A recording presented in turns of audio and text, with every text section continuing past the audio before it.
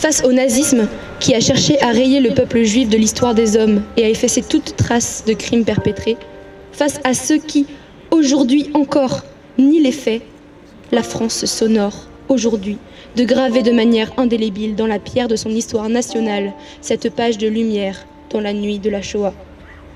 Les justes de France pensaient avoir simplement traversé l'histoire. En réalité, ils l'ont écrite.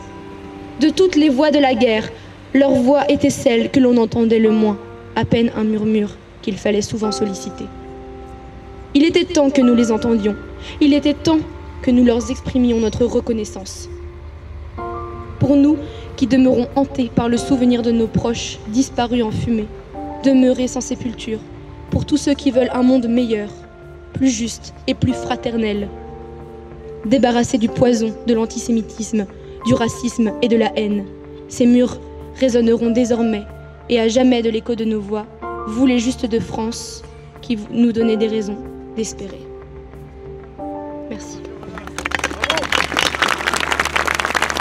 L'antisémitisme, c'est forcément une destruction, c'est un poison, c'est ce qui détruit la fraternité entre nous.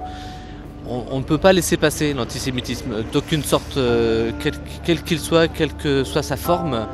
Et ça nous semblait important, à Monseigneur Dornelas et à moi-même, que l'Église catholique soit présente. Elle doit être au premier plan de ce combat contre tout ce qui est destruction, tout ce qui est poison en fait, et tout ce qui est ignorance, et puis de travailler à la connaissance, au respect, à cette vraie fraternité dont nous avons plus que jamais besoin.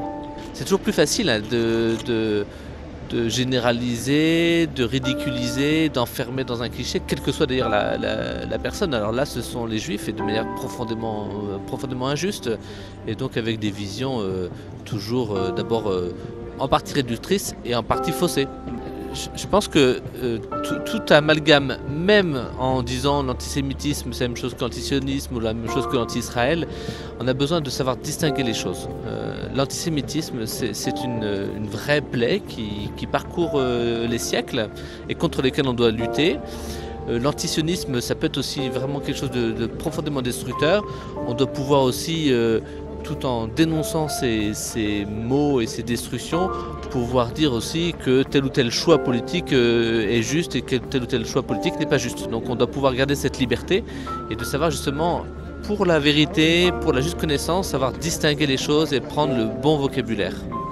Le message commun est essentiel. Et je pense aussi que dans cette dimension vraiment interreligieuse, se connaître, se respecter, vivre des temps ensemble. Je pense que cette rencontre aujourd'hui qui n'est pas spécifiquement religieuse, qui est une manifestation de société importante, elle permet quand même de faire ces liens, cette connaissance qui permet de construire une vraie fraternité.